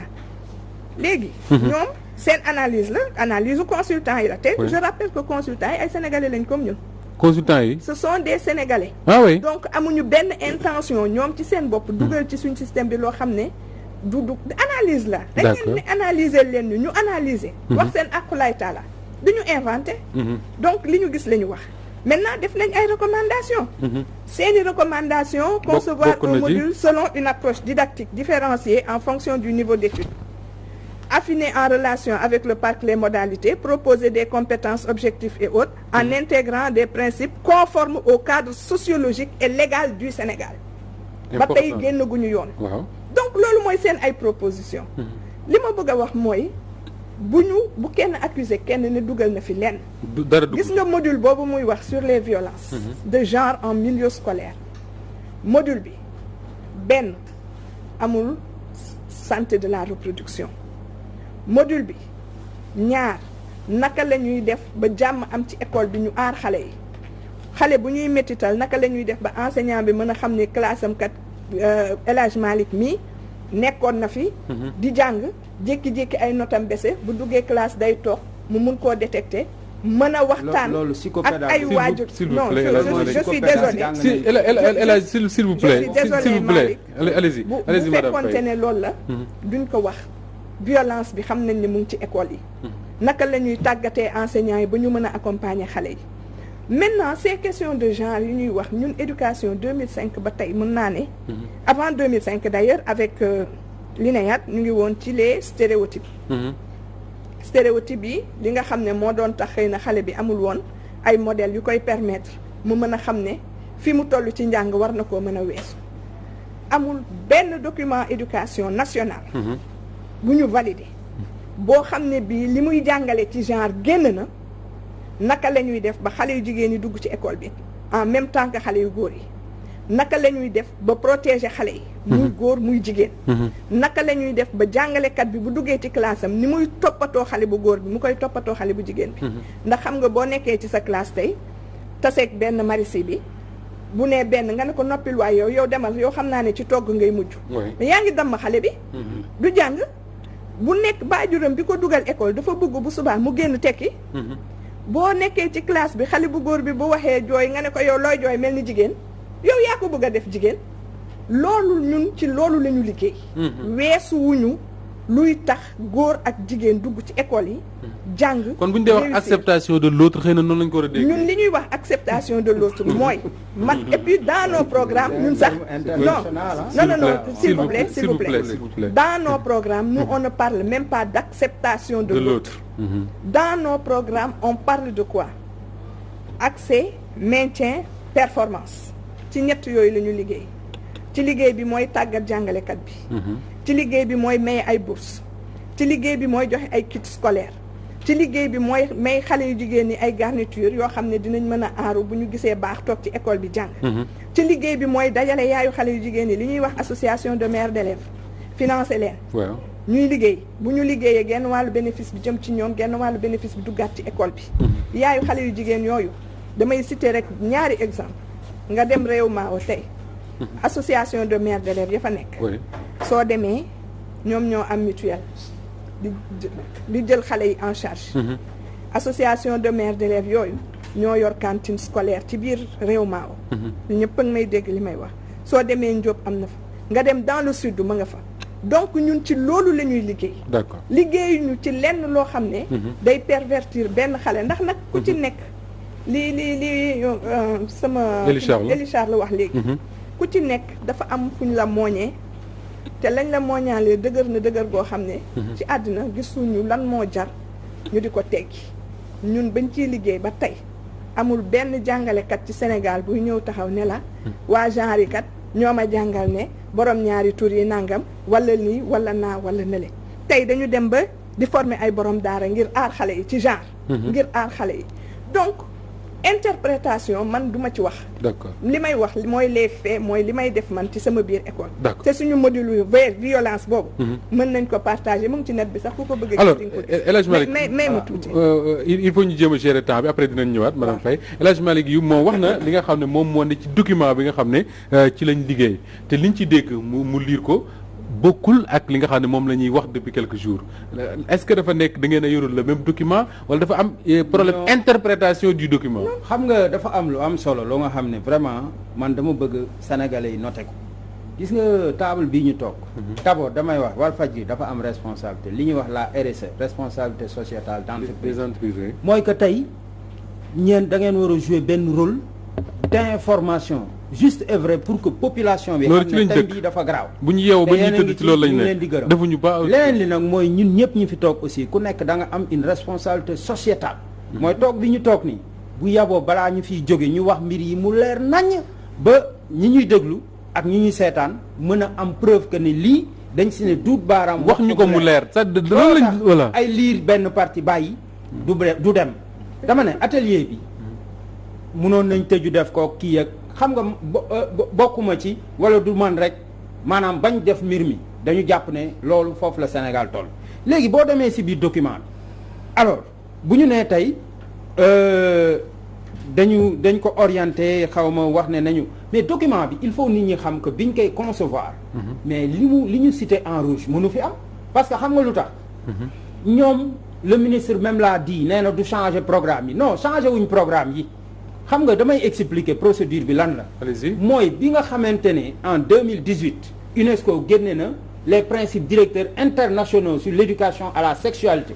dafa nekk benn norme internationale boo xam dañu wax réewu àddina bi yépp nañ conformer à ça ñëpp xam nañ ne UNESCO moom moo ëmb réew yi ci wàllu aada ak cosaan ak école léegi nag bi nga xamee Sénégal dafa war a conformer wu à ça d'abord damay wax ne day ànd ak ay financement yu duum moo tax président li mu wax ne bu ñu kiiyul tamit nañ jël seen koppar moom xam na financement yi duun ñoo fa ne même personnel boobu muy wax ñuy liggéey fi mu toll li ñu téye moom nooy na nooy koo xam ne duñ fa ne naan ay nañ ko bàyyi léegi nag financement yooyu gis nga principe yooyu moo indi programme bi léegi comme ñoom am na lu ñu siy jot a daal damay rappeler parc xam nga parc mooy programme d'appui pour le renouveau des curricula loolu mooy lan mooy maanaam benn programme bu bees la bu ministère bi teg ne dañuy yeesal tëggaat mooy programme yi ñuy jàngale sa école. El Hadj Malick Youm madame Faye dafa wax lu am solo. dafa lire un document boo xam ne point par point mën nga dégg xam ne lii moo ci nekk mais ba léegi dama déggagul nga wax ñu ne document ba nga yor lii moo ci ak ngóor jigéen lii moo ci yàq xale lii moo ci nangam ak nangam. dama ne effectivement donc gis nga logique bi ma wax PDIS boobu moom moo indi tey fii outil bi nag maintenant dafa càmbar pour xool li mu wax noonu mu en rouge effectivement loolu la experts yi wax ne amagu fi on le confirme yu bëri ñu ne amu mais loolu mooy ñu tuddee atelier bi nag atelier de validation pour dugal ko ci programme yi loolu la ñu war a dugal grâce au parc loolu lañ bëggoon dugal ñoom ci biir programme yi looloo tax ñu taxaw suñu baat ni poto ñu ne loolu liñ bëgg a dugal mooy lan liñ bëgg a dugal mu ngi nii moom dafa lire les principes maanaam outil bi ñu pare outil bi dafa ne bi mu seetee loolu yëpp ba càmbar système dafa recommander ne nañu defar benn module de formation comme bi mu wax boo xam dañ koy jëmale pour quand même former ci d'abord les enseignants après ñoom ñu jàngal ko xale yi mooy module bi moom ci kaw gi la lire mais module bi dafa ne à titre indicatif module bi dafa identifier ay thèmes yu nu nar a jàngal xale yi ma liiral leen thèmes yooyu ñu ne à titre indicatif on peut avancer les thèmes suivants la fonction sexuelle mooy lan ñu ne dañ koy jàngal xale yi ñu pare ñu ne dañuy jàngal xale yi l'attitude sexuelle mooy lan ñoo ko bind de mu ngi nii moom ñu pare ñu ne l'acceptation de l'autre dans la relation sexuelle yooyu man du ma ko jéem a voilà du ma ko ne di ko traduire ñëpp dégg na l'acceptation de l'autre bi mu na mu ngi nii l'acceptation de l'autre dans la relation sexuelle cela veut dire quoi que ni accepter ne kii góor la kii jigéen la kii mën na nekk leneen l'autre peut être un homme ma yeggali mooy ki différent de la norme jëlal note rek après moom jox la temps nga préciser beneen bi yemaguñ foofu de ñu ne la communication en matière de sexualité mais ay xale yu nekk primaire élémentaire nga xam ne ñooñu maanaam sax ñu xàmmee loo leen di jàngale communication en matière de sexualité te ñun ñu xam ne li ñu soxla mooy tabax citoyen bi war a défendre réew mi ëllëg ci ngor fit fulla fayda jom ak njàmbaar donc loolu moo fi ne léegi li may liir nii ñoom ñoo ko bind donc loolu mooy thème yi te loolu maanaam dañ ko ci dëxañ mais gis nga boo delloo principe directeur si ngay xamee sax ne effectivement on parle d'acceptation de l'autre ki nekk lesbienne nangul ne lesbienne ki nekk homosexuel nangul ne homosexuel mën ngeen a bokk classe mais yéen a bokk lépp te nangu ba am na sax lu ñu si yokk lu doy waar ñu ne dañuy jàngal xale yi que moom il peut disposer de son corps comme il veut loolu tamit mu ngi si kayit yi maanaam yaramam mi ko yàlla jox moo ko moom nu ko neex defee comme ni nga mënee ne man mii jigéen la te nga xam ne biologiquement sexe masculin nga yor noonu aussi nga moomee sa yaram pour en disposer comme bon te sang donc yooyu gis nga coow li mu gudd mu gàtt moo ko gën mooy ñoom def nañ seen analyse avec l'outil SERA càmbar nañ gisoon nañ ay poñ yu doy waar yoo xam ne bu ñu delloo si principe direct dañ ko fi naroon dugal bugguñu ko tey ñun suñu système bugguñu ko suba nañ ko delloowaale fonds yi président wax nañ ko delloo El Hadj Malick duut nga sa baaraam ci fiñ ko soxlaa woon alors Adama moo war a jël mais dama lay bàyyi parce que bëgguma ñu perdre le fil dama lay bàyyi nga indi sa précision après ñu ko nekk Adama damay préciser du polémique non polémique ku nekk da ngay joxe sa avis mais ku nekk aussi looy wax da ngay wax sa aqulaay taala depuis le début xam nga man nee naa leen lii atelier bi du atelier de validation atelier de restitution de la revue et de l'analyse de l'intégration restitution ak l'intégration de la santé de la reproduction dans les programmes scolaires au Sénégal moi je l'ai dit depuis le début s'il vous plaît El Hadj Malick ñun ñëpp dañ la toog déglu je l'ai dit depuis le début man li may wax nëbbuma ko atelier de restitution ak atelier de validation bokkul validation mooy ñu ñëw indi la kayit ne la lii lañ bëgg a def nga ne waaw d'accord naa wala d'accord restitution mooy ñëw wax la ne la lii lañ liggéey ne la lii laa liggéey lii moo ci nekk lii moo ci nekkul li ma lay recommander mooy nangam li mu lii yëpp ay recommandation la recommandation est-ce que ça veut dire que argent comptant ñun dañ koy jël s'il vous plaît dugal ko ci suñu ay programme foog naa ne ministre bi il a été très clair képp ku taxaw ci atelier bi wax nañ leen ne ministre nee na luy dugg ci suñu programme na nekk en phase avec nos valeurs culturelles et cultuelles lu ñu gëmul du ci dugg lu méngoowul ak diine du dugg ci suñu programme donc loolu dama bëgg mu leer man mun naa ñëw ne la lii laa bëgg kaay ma jaay la nangam ak nangam ak nangam boo ko defee di nga am million di nga am 500 000 su la neexee jël su la neexee bul jël loolu moo doon objet atelier bi restitution la woon. léegi lan ngay tontu élargissement bi mu ne atelier bi sax wurul woon am en fait. atelier bi dina am. parce que ku ñëw ci sa système. ne la dama cee càmbar benn pàcc. dama laa bëgg a wan li ma càmbar lan la di nga ko déglu. soo paree soo koy éconduire nga éconduire ko mais di nga ko déglu. parce que boo ko dégluwulee li ñuy wax ay voies détournées mun na am ñu dugal ko d'une autre manière bu boobaa yow yaay responsable. parce que système bi lu ciy dugg. day jaar fa mu war a jaar. d'accord léegi koppar yi ciy ruusee. koppar yi nag man. foofu moom xëy na ña am koppar ñoo ko xam. ak ña gis koppar dama lay wax rek. gis nga projet bi xam nga nu muy demee. UNESCO day dajale ay financement ñu dérouler activité yi fayuñu ci nit dërëm fayuñu ci nit ñaar dërëm man bokk ci li ma fekkee fayuñu ci nit dërëm fayuñu ci nit ñaar dërëm Lamantin feneen ak feneen Lamantin gratuite nga may defal El Hadji Malick man mënu ma déstabiliser Lamantin boobu muy wax ah d'accord Lamantin bi muy wax lañ ko yóbbu lenn la mooy benn hôtel la rek déedéet dafa am hôtel yoo xam ne par rapport ak Covid bi yenn yi dañ ko agréé yenn yi agréé wu waruñu leen sax tudd fii loolu laa koy wax ma ne ko yaa ngi def pub gratuit pour ñoom voilà non s'il vous plaît looloo indi atelier bi après di nga ñëw man seraat lu ñu munti bind ci document bi voilà yaa ngi ñëwaat voilà lu ñu bind engagé wul ministère de l'éducation nationale d'accord ñi ko bind ñi def seen analyse ñoom la engagé d'accord ñoom la ñu woon ne ñu kaay leen ñu partagé li ñu bind donc foofu lañ nekkoon li ci des li mu liir yëpp ci ginnaaw ay recommandation la consultant bu liggéey moom xam na ci dara ndax day xarmat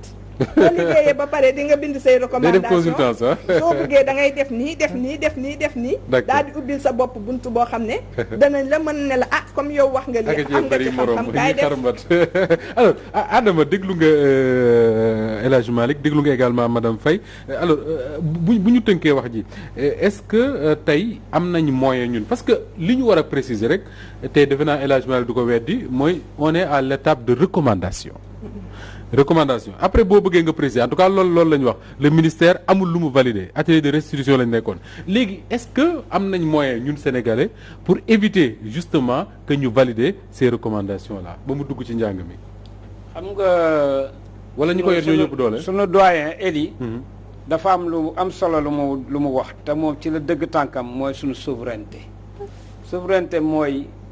nga bañ a waxee wala defe sax loo xam ne dinañ lay yeb. ba lay indi lenn li parce que gi nga tey polygamie day dox fii mais président Macky Sall fukki fitam mayu ko mu dem France ni dama bëgg ngeen étudier noo leen daganale polygamie en France wala noo leen defee France ba république islamique loolu tey bu ko fa defoon ministre bi tey ministre français bu demoon ba juum ba bind ni séminaire baa ngi am bërëb sàngam na ci ñëpp dem wuyu ji français yëpp dañuy jàpp ni dañoo commencé di ko accepté bu boobaa dina def scandale boo xam ni moo tax ministre bi fukki fitam du ko may da koy rejeté en bloc ni ko bul fi que ce soit la dernière fois nga fi taxawati di ma wax yu mel nii waaw donc ñun buñ lay indi loo xam wër na la ni lii baaxul bu dee da nga ko commencé naan nañ ko xool nañ ko peese segam kii ça veut dire que ni population bu leen neexee ni yow da nga nekk ci début consentement kii nga Cheikh Anta Diop da lay wax ni le problème des idéologies occidentales c'est qu'elles ont maintenant en face d'elles des intelligences sorties des mêmes écoles et à intelligence égale seule la vérité triomphe gis nga ay tappale ku la ko joxati ne la waaye nii rek nga koy présenté bañal parce que nit ñi am na ñi nga xam ni dañoo jàng ba ñuy jàngi France bay ñibbi si mat na 40 ans kooku foo koy jaar ci tubaab ba nax ko ba ne ko du lii lee la c'est-à-dire am na loo xam ni perte de temps la nañ bàyyi di foowee nit ñi gi nga sunu dëkk bi gi nga nit ñi ku jóg rek da nga ko war a jox confiance crédit sax la ñuy wax parce que ñoom écrivains yi xam nañu crédit ak confiance bokkul tey bu état ñëwee gouvernement Macky Sall ñëw day am crédit social maanaam dañ koy wóolu a priori man bu ñu ma invité crédibilité sociétale parce que li tax mooy man bu ñu ma invité El Hadj Assane Diouf moo ma woo mais yow xamoo ma mais jox nga ma crédit ni nga xaj na dafa war a mën a ñëw toog fii mais nag confiance bi man maa koy liggéey ba nga mujj nag yow am confiance donc ba ëllëg ñu waat ma donc tey bu ñu gisee gi nga sunu état yi dañuy dem di signer loo xam ni xam nga jigéen ñi temps yi dañuy coow avortement médical dañ ko war a légaliser jigéen dafa war a mën a def lu ko neex après mën a dem avorter waruñu ko sanctionner ak yooyu bon ba ñuy kaw ñoo ne Maputo la te Maputo ñun dañ ko ratifié dañ ko war a appliquer. ma ni waaw man naa xooli Maputo article 15 la état bi daganal ko waaye man ni naa xool leneen yeneen diñ fa wax Maputo article 5 ak 6 luñ fa wax mooy polygamie nañ fexe ba bu mu amati Sénégal ba mu amati ci dëkk yi te ratifié nañ ko c'est-à-dire Sénégal ratifié na loolu. article 5 6 dama protocole de Maputo. loolu lañ fay wax. kon dañoo bàyyi sax am nañ problème. c'est pour te dire que ni loolu mooy mujj gi nga des choses comme ça.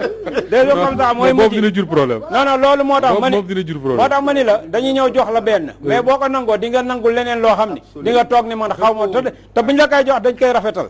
moo tax gis nga yooyu la ñu war a arrêter parce que yooyu gis nga naan par exemple ay sénégalais. ñoo ko bind affaire bi ñoo ko étudier te ñoom it ay patriotes lañ mais gis nañ fi Sidiki Kaba di sénégalais comme ñëpp mais di défendre homosexuel. oui 2008 homosexuel ya doon sëy ci mbaa moo leen doon défendre ba jàgg ni Sénégal war naa weesu sax ci développement di tere homosexualité te terewul ba ñu nooy premier gouvernement Macky Sall moom lañ def ministre de la justice yooyu mooy tax crédit ba nga amoon confiance bi commencé di effrité wu ba loo wax ñu ne bàyyi leen xel de moytu leen donc am na loo xam ne tey dañ ci war a def très attention. d'accord alors Elie boo déggee El Hadj Malick muy lim recommandation yooyu forcément ça fait peur nag bu ñu waxantee dëgg rek nag ni mu ko liiree noonu mais le débat maintenant mooy valider guñu nan lañ mun a def pour que yaa ngi wax souveraineté sànq ba léegi pour faire face pour que lii ñu gas ko suul même si Adama neen atelier bu wuri fi woon am mais am na ba pare bu ndox tuuroo an bàq fa des mais suul ko qu'on en parle plus. dama amoon sama benn xarit écrivain marocain la ñuy waxtaan en France benn jour ma daal ni ko tu viens de quel pays au lieu de dire je viens du Maroc mu ni ma je viens d'une Afrique qui tend la mer yaa ngi may dégg c'est-à-dire que Afrique 54 états la c'est 54 états pratiques presque intégralement assistés moo indi sànq li ma doon wax problème de souveraineté problème ku la abali bët le fond du problème nag moo di pour répondre à la question ñoom parce que fi mu nekk capter des sous rek la affaire yooyu capter des sous rek c'est ça non le président ne rek bëggee nañ jël seen xaalis non capter des sous la le fond du problème moo di parce que leen la jusqu'à preuve du contraire dignité amul prix jom amul prix ngor amul prix valeur yi nga xam ni ñooy soubassement wu pays bii le fond du problème nag moo di pour répondre à la question damay indi une anecdote de 2001 avec maître Abdoulaye Wade daf ma woolu benn jour novembre 2001 daal ni ma j'étais appelé parce que dama am benn projet NEPAD la tudd te dama bëggoon ñu discuter par rapport au support yi ko mën a vulgariser à travers le monde waxuma Afrique rek ñu wax ci kàttanu yàlla ma daal di wax parce que dafa mu citel ma benn journal bu tuddoon Demain l'Afrique tu te souviens avec ñoom seneen message ma daal ni ko fi nekk mu daal ni ma tourner ci conseil yi daan leen vous voyez pourquoi je vous avais dit de me l'appeler ma ni bu ñu waxee ba daaneel ma ni que président on peut même faire ce qui serait un numéro 0 ou un premier numéro daal di ko identifier par la grâce de Dieu sommaire mu daan ni effectivement ça moom on le prend ma daal di indi nag conjonction de coordination moo di mais président xaalis bi xam nga lan la ma tontu xaalis bu sa yoon nekk je sais comment ak nan la ñuy indee xaalis parce que le monde est une banque waaw et il avait l'habitude de le dire. et il avait raison bul lijjanti xaalis bi on va le prendre là où il faut aller le prendre le monde est une banque moo di fi mu nekk bu UNESCO téye xaalisam suñu borom indi xaalis c'est-à-dire que c'est le moi je dépêche maintenant la foi gëm sa bopp mais gëm ni fi mu nekk wërsëgu ak avenir u nit ak destin wu pays yeeg nit ñi yàlla moo ko yore daf nu musal ci Covid bi c'est un symbole et c'est un signe que les gens décryptent très mal pour des raisons yoo xam ni ñoom la engagé mais le fond du problème moo di yàlla ñëpp la fi nekkal et le soleil doit briller pour tous ceux-là qui croient que le soleil doit briller pour eux. Alors li ñu dese ci waxtu bariwul madame Marie Siby Faye mais damay sàcc rek lire ci document bi yum yore ou damay gis quelque part j'ai l'impression que ni ñi def document bi dañuy wax ne SBT gii ñuy jàngale doyul et que en réalité il faut apprendre le sexe man du ma jàngale kat du ma technicien mais damay résumer un document comme un journaliste ni mu ko lire SBT bi doyul il faut apprendre le sexe à nos enfants est-ce que loolu mën nañ accepter ñuy tenir un atelier comme ça ñi ko tenir est-ce que du ma wax peut-être que c'est mal parlé mais est-ce que ak ñàkk kersa waru woon a topp ci ba ñu defee recommandation yi ba pare pour dire le moins. waaw pour amee teggin quoi. je suis d'accord. mais xam nga li ma la ko mën a waxee mooy. ñi fa nekkoon ñëpp ku ci nekk. ñi fa nekkoon ñëpp ku ci nekk. foog naa ne ce niveau de responsabilité may na la. nga mën a segg. liñ la wax. ñi fa nekk xëy na man maa ci gën a ndaw parce que quand même comme li mu wax ay kàngam nga fa woon. ñi nga xam ne ñoo bind curriculum de l'éducation de base ñu ngi fa woon ak ñeneen bu fekkente ne yow ñoom conclusion étude bi lii la joxe ñu partagé ko ne lii mooy conclusion étude bi. du ma jóg dem li nga wax di nga ma expliquer de bout en bout li nga wax lan la. di nga ma expliquer fan nga jaar ba trouver résultat yooyu. di nga ma expliquer fan mooy sa source fan ak fan nga puiser ba am loolu. man bu ma lay wax dinaa la ne man kat lii nga may wax doyuma ndax ñun li ñuy jàngale mu ngi fi ñu yàgg nañ koo jàngale te gisaguñu mu yàq suñu ay xale. waaw doy nañu fa la ñuy yem ndax ki ñu yónni nee na. li ñuy jàng duñ ci yokk duñ ci wàññi. pour le moment li ñu doon jàngale ci la ñuy yem waxul pour le moment. définitivement waxul pour le moment. il a été très clair. très clair. waxul pour le moment dafa ne. définitivement ci loolu la ñuy kenn yem du ko dugal ci suñu ay programme d'accord. engagé nañu. activité bi dinañ dem dañu bëgg a restituer. dinañ leen déglu. dañu bëgg a joxe ay propositions. on va écouter les propositions. mais je suis libre d'accepter ou de ne pas accepter. d'accord te c'est ce qui a été fait. et pour clore le débat. ministre bi ñu ñëwee quand on lui a fait le compte rendu. donc bu ngeen ñëwee defal ngeen ko compte rendu. oui d'accord quand on lui a fait le compte rendu dafa ne on n'est pas dans ça. carrément et catégoriquement on n'est pas dans ça. donc nit ku la ne on n'est pas dans ça mooy dugguñu ci. li ñu yor doy nañu duñ ko yokk duñ ko wàññi. mais da ngay ñëw naan ko moom kat bi mu commencé fii la yem. ma ne ko maa ngi dem ça ne se fait pas. d'accord bi mu commencé lii la wax telle étape lii la wax telle étape lii la wax telle étape ba rapport bi jeex.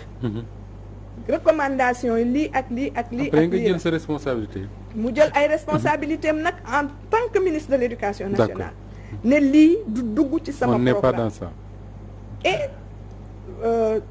peut-être quelque part. moi je me dis problème mu interprétation dafa am parce que les gens n'avaient pas compris. que atelier de restitution la. et non de validation. et non de validation. d'accord alors madame Faye, est-ce que rien à valider. D'accord. absolument d'accord rien. est-ce que vous avez est-ce qu'on peut module avoir boobu ñuy wax. il n'y a même pas de module parce que ña fa nekkoon ils ne sont même pas habilités à élaborer un module. d'accord muy man muy ña fa nekk kenn ci ñun amul sañ-sañu. am c'est-à-dire fi li nga poste bi nga nekk. permettre la sax. ngay élaborer ay modules. d'accord est-ce que mën nañu am à peu près une idée.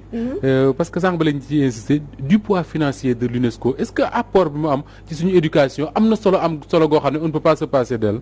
xam nga li fi may commencer mooy. financement de l'éducation. mais nit ñi en général dañ naan waaw éducation partenaires yoruñu éducation budget Sénégal moo ko yore. partenaires yi dinañ participer mais à un taux très faible. très faible. plus de 90% ou 95%. budget bi seen budget état bi la. d'accord mais budget dafa am ressource. El Hadj Malick ci yow laa jëm. El Hadj Malick may ma tuuti ma wax la. budget bu amee ressource. yow xam nga ne les ménages contribuent pour beaucoup ci ressources yooyu. donc man vraiment foofu moom en tant que sénégalais. bugguma kuy ñàkkal fayda aussi suñu réew. d'accord ñun ñoo yor suñu éducation. en tout cas on retient que l'essentiel wala l'écrasante majorité du budget vient de. UNESCO daf ñoo joxul. lu war a mën a tax nit ñi xalaat ne xaalis lañ dugal moo tax ñuy nangu loolu. donc li ñuy jox comme dit Elie Charles bu ñu ko fee ñu ko tamit duñ gaañu. duñu gaañu. très bien alors le ministre a été très clair et le président l'a repris te foog naa président bu waxee ba pare débat bi jeex na. alors les mots d'un président ça compte c'est important alors la santé sexuelle même question bi rek laa lay laaj moom lañ doon wax souvent moom lañ miinoon mais su ma liiree ce document boobu dafa mel ne dañ naan léegi nañu jógee ci santé sexuelle jàngal xale yi sexualité. waaw c'est ça c'est-à-dire que xam nga man pour man. aujourd'hui encore une fois recommandation la aujourd'hui damay wax rek. monsieur Moreau a bien dit de dire que bon on comprend la position de madame Siby. c'est pas facile parce que vous êtes là état bi jël la teg la état bi di def yoo xam ne des fois mu wàcc yoon fi ko peuple du xaar du fa mais yow mënoo taxaw fii wax la on comprend mais tamit au-delà bu dee de la rapport bi dañ ko teg fonctionnaire ñun nañu liir li ñu ci biir buñ ci yokk buñ ci wàññi léegi si loolu li may wax rek mooy mais tey moom mu ngi bañ boobu ba léegi ku wax mu naan éducation santé non éducation sexuelle ma wax leen benn partie encore dañu ne cet outil maanaam outil ñoom bi ñu utiliser ñu bind ne cet outil aide également à évaluer la pertinence des programmes d'éducation sexuelle par rapport au contexte national et aux priorités en matière de santé sexuelle et procréative loolu du tubaab dañu ne outil ñoom bi ñu utiliser ngir càmbar yëf yi outil boobu ñu koy tuddee serat njariñ li mooy lépp lu jëm ci njàngale mi ñuy njàngale ci wàllu sëy xam nga da koy natt léegi nag bu ko nattee ngir ñu mën a am xereñte pour xam lan lañ ci soxla luñ ci soxlawul loolu kay mooy wolof boo ko doon tekki ci wolof maanaam nañu bàyyi wax ji te xale yi jëf mu ngi noonu bon léegi damay continuer mën naa dolli leneen de ñu ne serat est basé sur les données de bonnes pratiques internationales relatives à la conception et au contenu des programmes efficaces d'éducation sexuelle complète à la sexualité déggal loolu ñoom bonne pratique yi kon mooy loolu. waaye mais loolu bu réussir mim réew tas mais léegi xam nga lu ma bëgg. El Hadj Malick mënu ma la bàyyi nga parce que waxtu bi moo jeex tàkk tàkk. léegi damay wax non non kenn du foyee xelu Sénégalais yi aussi. après ma may la nga placé moo may doog a jeexal. vraiment ak Adama ak boobu ba léegi ñu ñuy wax ne recommandation si wolof parce que man dama bëgg ñu communiquer mu leer recommandation boo ku ko fi mën tekki si wolof mooy lan mooy digle nu mu sant jëf ça dépend pour ndigal jëf rek ça dépend pour am na ay recommandations ça dépend ci ki ndigal di jóge ak ci ki dama ne dañu wax xam nga bu ñu ne dañu jël xaalis bu bëri ay millions ay milliards utiliser ko Sénégal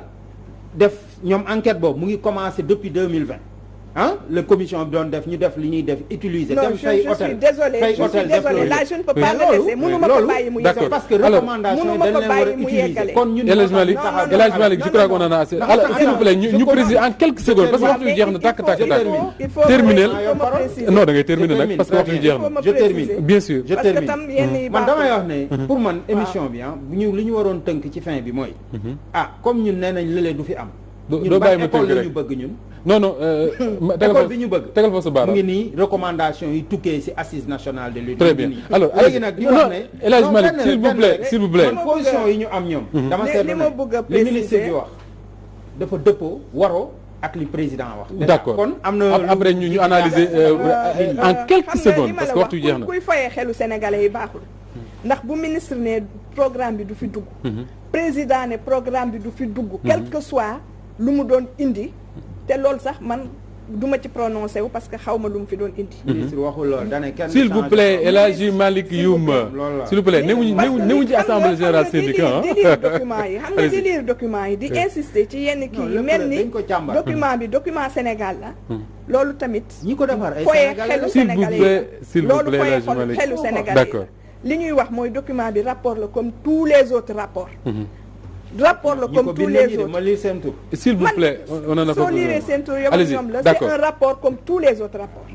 rapport day joxe ay recommandations su la neexee nga appliquer su la neexee doo appliquer rapport nee na lii laa gis bi ma jàngatee lii laa gis yow boo ñëwee ne ko lii nga gis soxlawuma ko bugguma ko duma ko jël où est le problème d'accord alors coow li mooy li kii di laaj sànq El Hadji Malick te foofu la ñuy jeexalee débat bi Adama yow ak René Charles lan lañ mun a def tey pour am école bi ñu bëgg comme na ko waa ji waxee Sénégal bi ñu bëgg école bi ñu bëgg est-ce que dañuy xaar ñu defal ñooy atelier jox ñu ay recommandations wala boog ñun ñoo war a toog woo les acteurs de l'école ministère bi enseignants yi parents d'élèves yi ak ñi mu concerné ñëpp ñu réfléchir bindal suñu bopp ne lii la ñu bëgg a jàngal suñu gone yi pour ëllëg ñu nekk lii. man yaakaar naa ni tey bu doon citoyen boo xam ni yow patriote nga bëgg nga sa dëkk. comme président Macky Sall li mu wax plan Sénégal émergent dañ koy ñaanal mu yegg ci ndax bu ci émergence amee ñun ñëpp ñooy émergent waaye plan Sénégal émergent li borom xam-xam a doon wax day jiital plan Sénégal éduqué plan Sénégal éveillé waaye plan Sénégal perverti la ñu gis fi mu ne lii c'est pour la perversion kooku du dem ci émergence ba ci sunu télévision yi sexe boobu ngay wax ñu ngi de acceptation parce que tey avant am na loo xam boo ko tuddoon CNRA day fudd sa ndig doolu alamaan yéen ñi am ngeen ci problème benn bis ci seen benn émission ñu alamaan leen 5 millions mais CNRA temps yi génne na ni à partir de 22h30 am na série bu ñu doon topp mun leen bu dee sexualité il faut renvoyer ça à partir de 22h30 ñu ngi jëm ci phase acceptation de faire accepter à la population aux jeunes xam nga que faire mooy plan Sénégal émergent bi dañuy ñaan mu am succès ñun duñu opposant moom day ñaan yàlla na këpp dégg nga parce que alors que suñu intérêt la waaye boo bëggee dem doo seet fa xaalis ba ne ñun nag suñu nguur yi looloo leen sonnal comme ni ko Eli waxe da ngay seet fa njëriñ ba ne tey jii ci classement éducation mondiale dañu ni Corée du Sud ñoo fi raw ñooy numéro 1 ki ci topp mooy Chine yow doo dem nga seet seen éducation nga indil ñu ko waaye nga jéggi ko fi dem ci ñi nga xam ni dañu échoué ba mbuucaa mbuuji sax ay Russie Corée du Sud fi mu ne économiquement ñoo leen dépassé léegi yow ci ñooñu ngay dem jël fa éducation indi waaye doo dem ci koo xam ni da lay pervertir xoolal suñu programme yi tey boo demee ci télé bi benn mag da ko doon man de li ma jaaxal mooy programme yi fi am di defar ordinateur di defar oto pourquoi duñ ñu indil yooyu ñu koy seetaan suñu xale yi di dem pour mën a intelligent waaye programme bu ñu jàngal nu ñuy naane sàngara nu ñuy nabaate nu ñuy fonante donc c'est-à-dire tout ça président mooñ ci mën a dimbali am na loo xam ne buñ ci dimbaliwul ñun askan wi ñoo jël suñu bopp tollatuñu fu ñu naan dañuy toog on est victime. Eli Charles pour terminer alors que faire en fait je dis tout le temps que ni ñun résultat lañu ñun ñi toog ci plateau bi et certainement nous ne sommes pas les seuls il y a beaucoup 10 millions de Sénégalais dans notre situation moo di dañu génne école ba école nekkee enseigner nekkee vocation ak sacerdoce enseignants yi xale yi defar leen gënal leen seen dund foofu lañu génne ñu nuy yar ci biir école ak ci bitim école situation bi dem ba fi mu nekk doon naa ko wax sànq tout un village tout un quartier ñoo daan yar xale situation yi di dox. Hillary Clinton a écrit il faut tout un village pour éduquer un enfant. te Hillary Clinton n'est pas de chez nous. Pour dire simplement la valeur de ça. Bien sûr. Et c'est une manière de dire que il nous faut revenir à nous-mêmes delluwaat suñu bopp. mais yi UNESCO teg ñu ciy discuter c'est de la prospective. c'est-à-dire que du pour tey. mais dans 50 ans si on laisse passer. on sera dans 3 genres. masculin féminin ak bi ci digg bi. nekkul ci diine nekkul ci aada nekkul ci leneen nous sommes dans des postures de vigile parce que quand nous sortons du plateau dootuñu ay fonctionnaires d'État nous avons charge d'âme et de construire dimbali ay xale woon leen yoon waaw yàlla deful dara au hasard ci ay dictionnaire rek la nekk bu mu fontoo c'est-à-dire que fi mu nekk il y a 2 choses à faire c'est le président de la République qui doit se dire que ni fi mu nekk luy jot na et jusqu'à preuve du contraire il doit être dans des postures de laisser des traces et des marques qui lui survivent positivement loolu nag lu bari la ëmb Eli Charles Moreau maa ngi lay gërëm baax di gërëm Marie Siby Faye jërë nga jëf ci wuy si bi di gërëm El Hadji Malick Youm secrétaire général adjoint bu SAEM su noonu la ñu gërëmee tamit Adama Mboup ci wuy si bi mbokk yi yéen ñu ngi leen di jaajëfal Serigne Saliou Bey ak Pape Gora Gaye mi newoon ci caméra bi Cheikh Tidiane Diop moo ñu doon gunge ci régie bi mbokk yi jërë ngeen jëf ci tànn bi ngeen tànn Walf TV rawatina seen émission diine ak jamono